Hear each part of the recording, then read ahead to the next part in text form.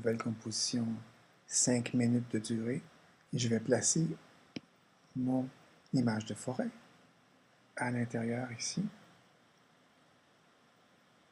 Et je vais la reformater, donc S pour échelle, 34%, c'est bon. Et je vais mettre mon feu quelque part ici, à l'intérieur de la forêt. Alors, je pourrais aller chercher des roches dans Google et placer un petit tas de roches ici pour faire en sorte que ce soit comme un vrai bivouac. Mais pour l'instant, je veux simplement vous montrer comment faire la flamme. Donc, voici mes flammes. Je vais placer mes flammes par-dessus et vous allez voir que les flammes sont sur fond noir. Donc, ce qui coupe complètement mon image en arrière. Je dois donc créer la transparence ici. Et aussi, je dois rallonger l'image de ma flamme pour qu'elle dure toute la durée de mon 5 minutes. Bon, voilà. Je vais prendre ma flamme, sélectionner mon layer et aller chercher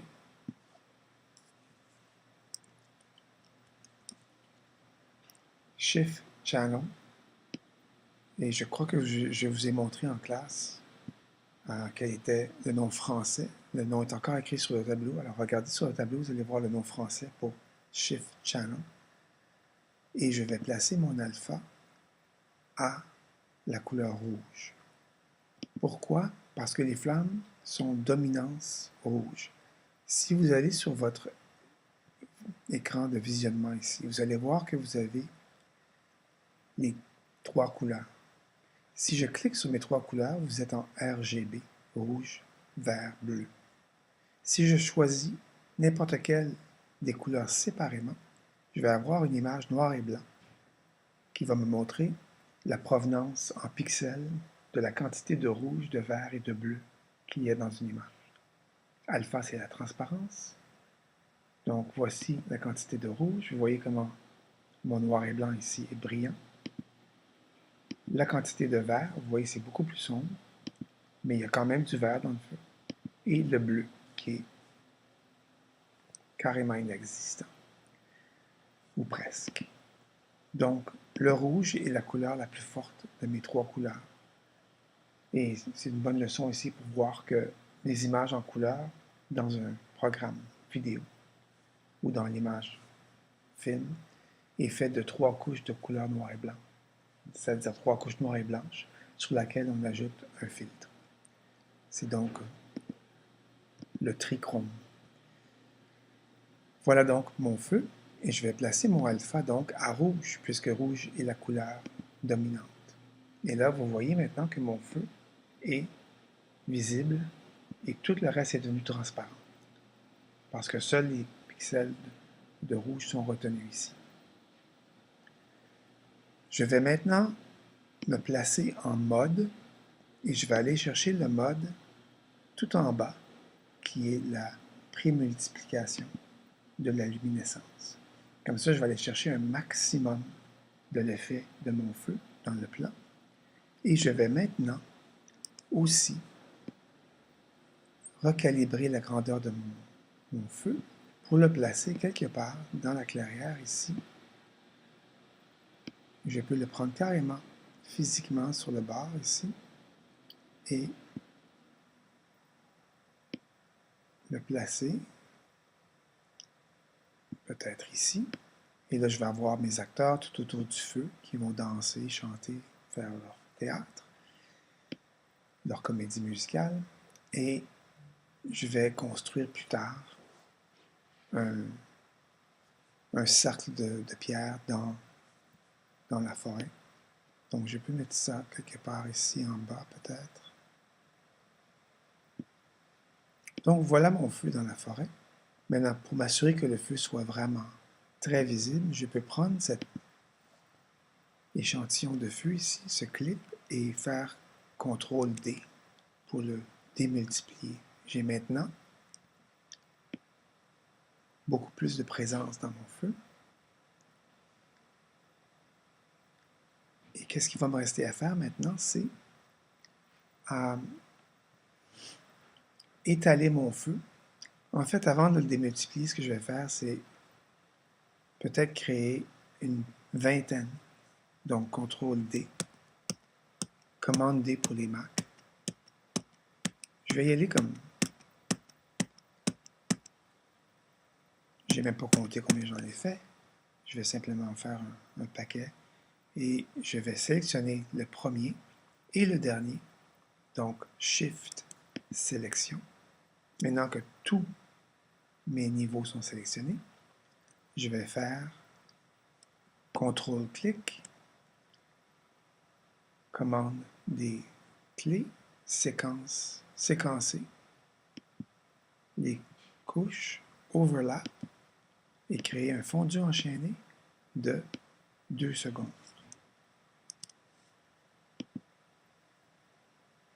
Et voilà maintenant, j'ai un feu qui couvre l'ensemble de mon plan, presque jusqu'au bout. Le feu va s'éteindre à la fin, d'accord? Vers les 4 minutes et demie, le feu s'éteint. Voilà, donc j'ai mon feu. Je vais faire ici CTRL-clic encore. Oh non, je vais aller dans Layers et Précomposition. Je vais bouger les attributions et marquer Feu.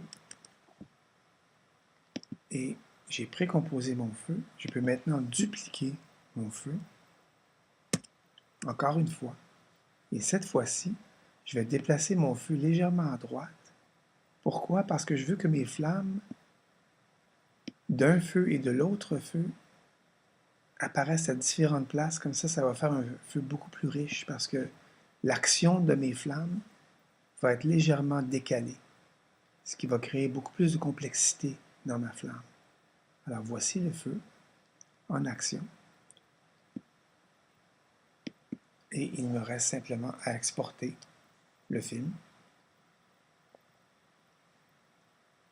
Je pourrais rajouter de la brume et de la fumée ici. Ce serait très joli pour agrémenter le plan. Donc voici Slow Motion Smoke. Je vais placer Slow Motion Smoke à l'intérieur de mon plan, comme ceci. On se souvient ici que j'avais fait des niveaux, level, niveau, et j'avais corrigé les niveaux en augmentant la luminosité et en descendant les basses lumières pour monter le contraste. Et maintenant, je vais flipper l'image sur elle-même. Donc, S pour Scale. J'enlève la chaîne parce que le feu est à droite ici. J'ai plus de fumée, donc à droite. J'ai donc renversé l'image. J'ai fait un flip horizontal en utilisant Scale. Et maintenant, je vais aller chercher encore une fois mon Shift Channel, dont le nom français m'échappe. Et alpha, cette fois-ci, va être à luminescence.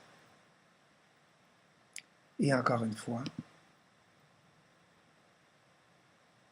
luminescence prémultipliée. Maintenant, ça, c'est assez exagéré. Je vais donc ici prendre T pour opacité et descendre l'opacité de ma brume, de ma fumée.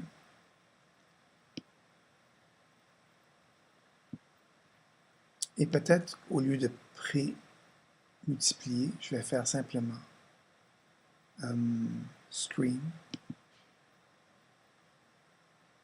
et opacité peut-être à 100%. Donc j'ai mis screen au lieu de pré-multiplier. Et encore une fois, je dois couvrir l'ensemble de mon plan. Vous voyez comme c'est réaliste. La fumée bouge très très bien avec mon feu ici.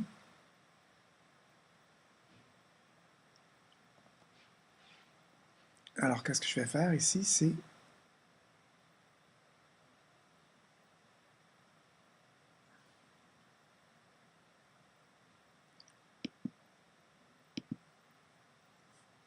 dupliquer mon layer. Encore, peut-être une vingtaine de fois. Je ne sais pas, je ne calcule pas, là, je le fais très rapidement. Et encore une fois, Je vais aller chercher ma première et ma dernière image. Si vous en faites trop, ça n'a aucun problème parce que ça va simplement déborder la grandeur de votre plan. Donc, Shift, sélection, CTRL-clic, assistance des keyframes, séquencé pour 2 secondes. OK. Et comme vous allez voir ici, j'ai carrément dépassé complètement la longueur de mon plan total, ce qui ne m'ennuie pas du tout, puisque là, maintenant, je suis certain d'avoir couvert l'ensemble. C'est donc mieux d'en faire plus que moins.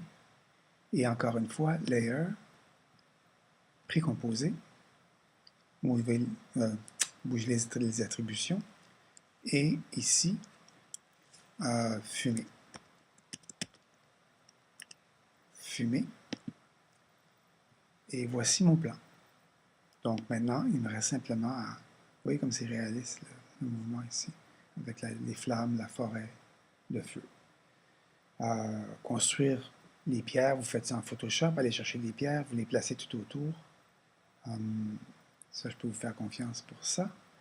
Une dernière petite chose, maintenant, peut-être qu'il y a des reflets dans la forêt qui font une texture d'éclairage. Alors, je vais placer ici un plan qui s'appelle Abbey Water Texture.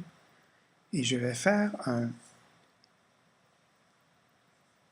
Alt, CTRL, F. J'ai donc placé le format de mon image ici à la grandeur. Ce sont des reflets sur l'eau. Ce n'est pas comme le feu, mais je vais simplement en changer la couleur ici. Donc, je vais aller dans Colorama, qui est un filtre très puissant pour changer les couleurs, et je vais placer mon colorama sur ma flamme et ouvrir mon Output Cycle, le cycle de sortie, et je vais trouver un preset dans Fire peut-être. Voilà.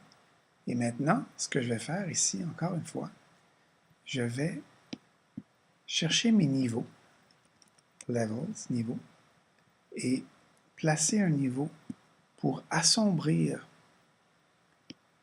toutes les couleurs qui ne sont pas dans le rouge. Vous voyez ici la séparation des couleurs. Je vais simplement éliminer le fond et garder seulement mes reflets pâles, comme ceci. Et je vais aller chercher encore mon Shift Channel.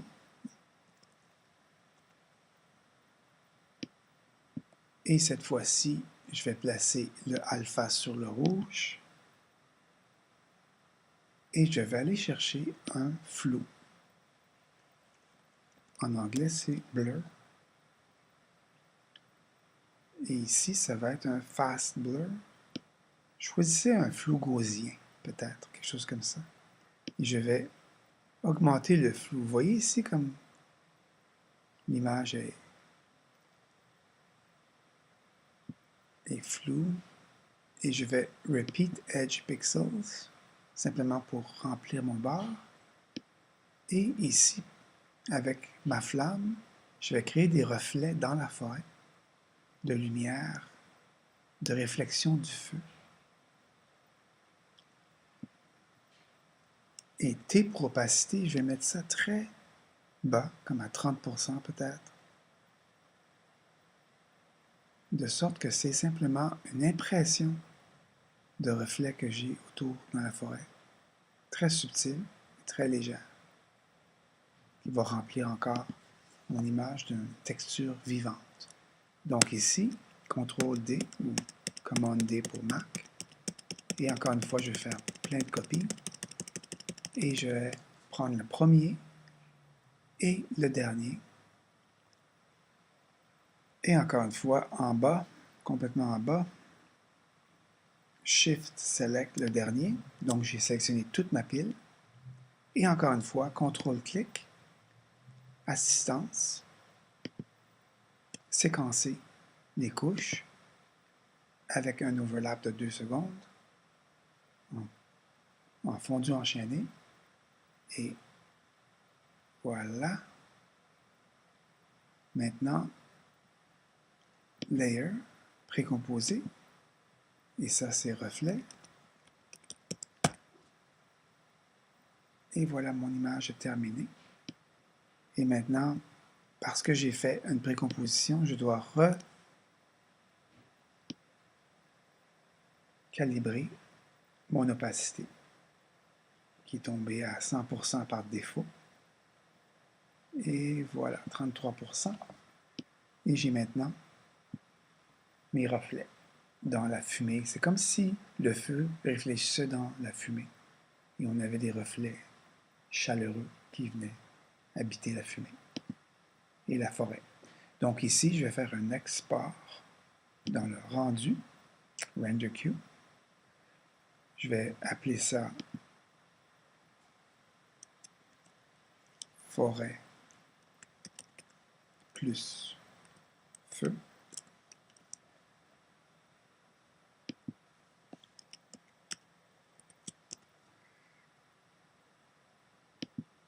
Je vais choisir Lossless. Le rendu doit être en Windows si vous êtes sur PC et ici ProRes 422 si vous êtes en format Mac comme je le suis. OK et Render. Et voici le travail terminé.